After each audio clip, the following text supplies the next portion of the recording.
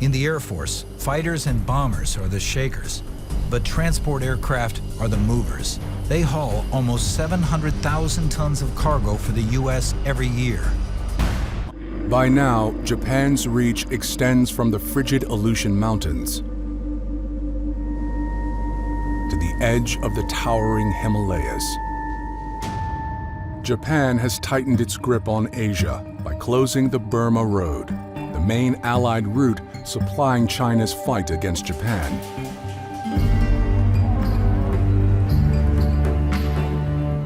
The only other route is scraping the sky. Allies attempt one of the most ambitious aviation efforts of World War II. Flying supplies over the Himalayas, nicknamed the Hump. It would push the limits of man and machine. But these pilots are willing to risk it in a Pan Am Clipper. These Pan American airmen volunteered to risk everything through the most treacherous mountain passes and weather known to man. Flying Tigers escort these retrofitted commercial planes. But extreme winds toss them around like kites. Sudden storms take their toll. Hundreds of planes and pilots perish. There must be a better way to get supplies to China.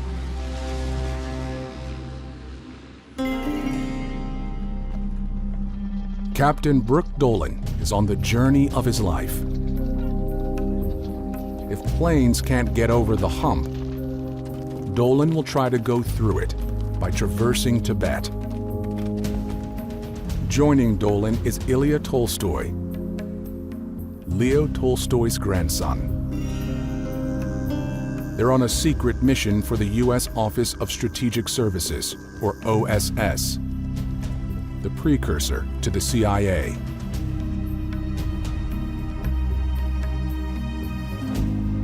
The journey starts with a traditional Tibetan ceremony.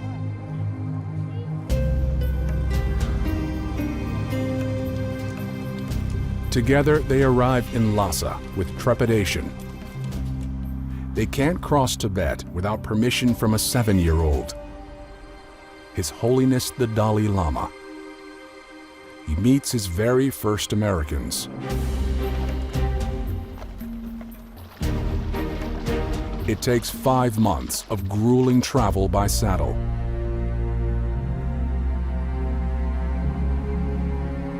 Through 1,000 miles of breathtaking beauty and heart-stopping hazards. Finally, they reach China. The journey is a success, but the strategy is a failure. Distance and difficulties make it impossible for a sustained supply push through Tibet. The only alternative lies deep in the jungles of Burma. A plane flies in low, but it's not dropping bombs. They're supplies for another secret OSS operation. A guerrilla war.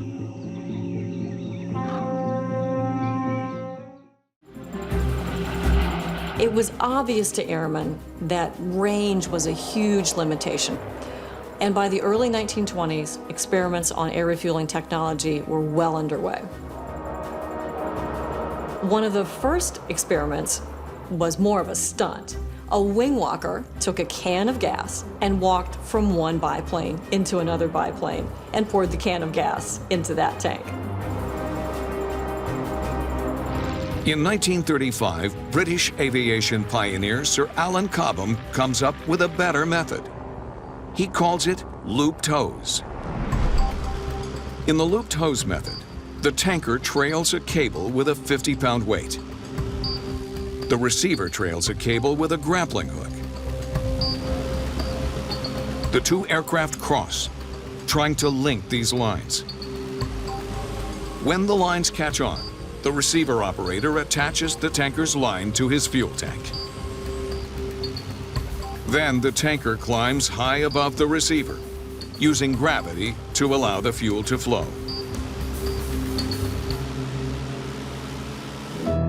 In 1949, the Air Force shows off the new technology. A B-50 Superfortress named Lucky Lady II teams up with 4 KB-29M tankers, using the looped hose method to refuel. The Lucky Lady remains in the air for 94 hours as it flies around the world. But what's amazingly complicated is just coordinating that kind of flight. We didn't have global communications networks. So to tell a tanker crew the bomber is airborne and be ready to refuel him at such and such a time was still limited to telegrams, transatlantic cables, and occasionally high-frequency radios. So air refueling to get Lucky Lady around the world was an extremely difficult undertaking. The flight is impressive, but not perfect. The looped hose had a lot of disadvantages. 1, trouble reeling out the hose. 2, trouble locking on the hose. And finally, problems with the rate of flow of fuel. It was time for a much better technology solution. In 1949, Cobham tests a new way to refuel: probe and drogue. In the probe and drogue method, the tanker unspools a long hose. At its end is a basket, or drogue. On the receiver side, a probe. The pilot on the receiver side maneuvers the probe into the tanker's drogue. When the probe forms a seal with the basket, the fuel starts pumping. It's good enough for the Navy and the Air Force's smaller jets. But Strategic Air Command's large bombers demand something more. SAC found that the probe and drogue could not transfer fuel fast enough to refuel a heavy bomber in a short amount of time. Aerial refueling had to happen not just between one tanker and one receiver, but between dozens of tankers and potentially hundreds of receivers to make LeMay's vision of nuclear deterrence work. He needed a method that could be reliable and quick and refuel hundreds of aircraft, not just one. Soon after taking office, LeMay asks Boeing to find a faster way to deliver the fuel. July 18, 1956. Renton, Washington. Boeing rolls out the KC-135A Stratotanker. The tanker's fuel capacity is 31,000 gallons, more than double the KC-97's. It flies 125 miles per hour faster. April 9th, 1959. NASA introduces its first class of astronauts. All 7 begin a crash course in space travel.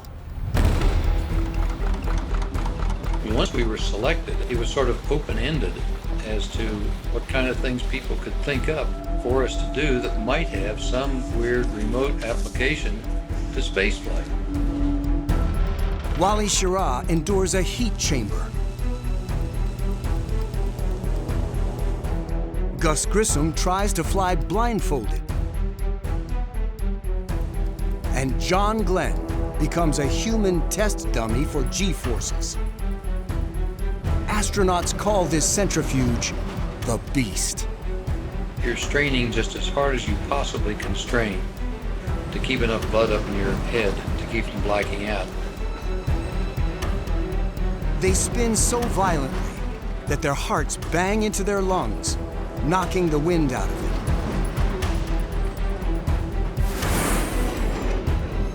They test for every condition they can imagine in spaceflight. But what about weightlessness? The Air Force devises a way to simulate zero gravity. The Mercury 7 are again the guinea pigs. A C-131 transport ascends to 40,000 feet. Inside are the future astronauts and one nervous reporter with a tape recorder. My hand is shaking. I don't know if my voice sounds funny or not. Then the plane tops out like a roller coaster. And the men begin to float. We are now weightless.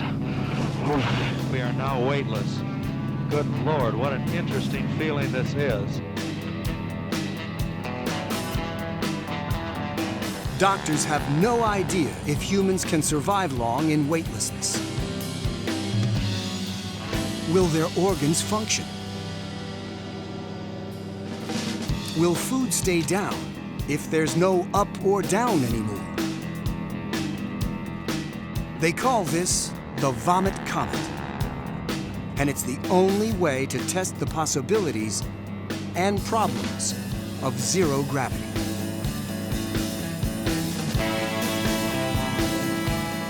The Air Force even tries it on animals.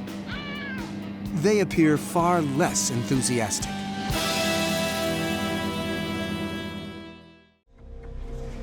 Vertol tries to anticipate Army needs far into the future.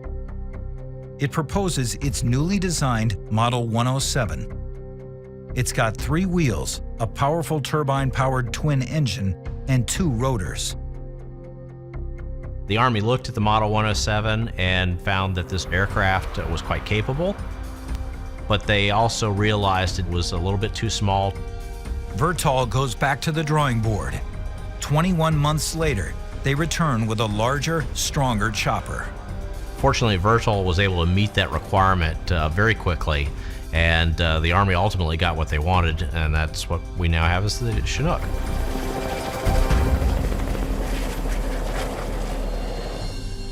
(1961), Philadelphia. The Army rolls out its latest solution to air mobility, the CH-47 Chinook. The Chinook is massive, 52 feet long and 23,400 pounds empty. But don't be fooled. Its ability to dance in the air defies its bulk. The Chinook is the fastest helicopter in the U.S. military inventory. It's also very maneuverable, and that is due to its tandem rotor design. The tandem rotor allows us to direct that in whatever mode we'd like to do, whether it's the power to hover, the speed, or maneuverability. One of the things the Army likes best, a rear-loading ramp. The CH-47 is a rear-loading aircraft, and that's a big advantage to us because we can unload personnel, packs, cargo, and internally even load a Humvee faster than the Black Hawk can load their 5 personnel. The Chinook can even load and unload in the water. One of the interesting features of the Chinook is that it's semi-amphibious. This means that for special operations, for instance, they can actually park the back end of the helicopter in the water, lower the ramp, and actually have a special operations team drive the boat into the aircraft while it's sitting there in the water and take off. This airplane has the look of a toy, but it's real and ingenious. Nicknamed the Pregnant Guppy, it's wide enough to carry space hardware and comes apart to get that hardware in and out. First, the stages of a rocket. They'll have to put it together like building blocks. Then, a Gemini capsule. Everything looks right out of a kid's toy box. But this is full scale, exceptionally complex, uncommonly expensive.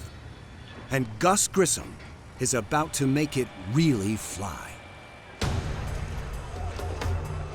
Grissom joins rookie John Young as America's first 2-person crew for the maiden voyage of Project Gemini. 4, 3, 2, 1, 0. Ignition. Gemini 3 pierces into the sky, flying straight and true. The powered flight was very smooth, smoother than we had any reason to expect, and there isn't a jiggle or a bump in it in the whole first stage flight. I have your backup times on bank angles and time to reverse bank angles. Astronaut Gordon Cooper, one of Grissom's best friends, guides them around the globe. Hello there. Then, they land 52 miles off target. With 50 miles from the spot near. By the time the Navy finds them, they've been pitching in deep swells for 30 minutes, costing Grissom his breakfast. Recovery, go ahead. Monitor, we have both Astros and Kilo at this time returning to the carrier. Roger. All well. The capsule shows the scars of re-entry, but passes the flight test. It's airworthy and airtight. Few know that on the next Gemini flight, they'll open the hatch on purpose in space. It was actually a kind of secret effort, and the rest is one of the most extraordinary episodes in the whole history of NASA. In the Air Force, fighters and bombers are the shakers, but transport aircraft are the movers. They haul almost 700,000 tons of cargo for the U.S. every year. On first sight, the C-17 makes a big impression. It's 174 feet long, 55 feet tall, with a wingspan of 170 feet. The cockpit is 25 feet above the ground. This huge plane has the smallest crew requirement of any Air Force transport, just 2 pilots and a loadmaster. It's designed to be easy to fly. It's a fairly large aircraft and handles like a much smaller airplane. Very maneuverable. The C-17 has to be maneuverable. Short takeoff and landings demand it. Starting in the late 20s, there was just a revolution in technology. Very quickly, that's incorporated in commercial designs, particularly the DC-2 and the DC-3, that could carry significant payloads. Commercial airliners are the first to take advantage of the new technology. By World War II, the military catches on to it as well. In World War II, military air transport really came into its own. It became an extremely valuable part of the battlefield and a part of supplying the Allied troops all around the world. By the end of the war, airlift is a key part of military planning. So key, it's soon called to perform a mission that will change the course of history. 1948, Berlin. Relations between Western allies and the Soviet Union take a turn for the worse. In June, Soviet forces block access to Allied-controlled areas. The Russians want the entire city under communist control. There was some economic reforms that were being proposed for the Western zone. The Soviets did not want these reforms to take place, so they shut down all the ground access to Berlin. It's the first international crisis of the Cold War. World War III is a very real threat. As the months go on, the situation gets worse. The city's now cut off from coal, cut off from food, so obviously they're headed towards a crisis. And there seemed to be no way of bringing coal and large amounts of flour and the like into Berlin. The Soviets appear to have the upper hand. Then the Allies come up with a novel plan. Their strategy was to implement an airlift, a massive airlift. Food, milk, coal, gasoline. West Berliners need 35,000 tons of these supplies every single day. An airlift this big has never been done. The Soviets bet it never will. The Soviets assumed that there was no way that you could supply a city of over 2 million people simply by air. You need railroad cars to move these supplies. There's no way airplanes can do it. The Allies' plan gets off to a rocky start. It didn't work all that well. It wasn't very well coordinated, and it was very clear they were not moving enough supplies. Enter General William Tunner. Using a fleet of 225 C-54s, he hatches a plan to outsmart the Soviets. General William Tunner came in and immediately streamlined the operation. They had, within weeks, the system running like clockwork. Tunner's airlift drops 2.3 million pounds of supplies. 11 months later, the Soviet Union lifts the blockade. its stranglehold on West Berlin defeated. It was a huge triumph. It established that the military airlift was every bit as an important aspect of air power as a strategic bombardment. Over the next 20 years, the Pentagon's inventory of transport planes grows. Obtaining additional air transport mobility will better assure the ability of our conventional forces to respond to any problem at any spot on the globe at any moment's notice.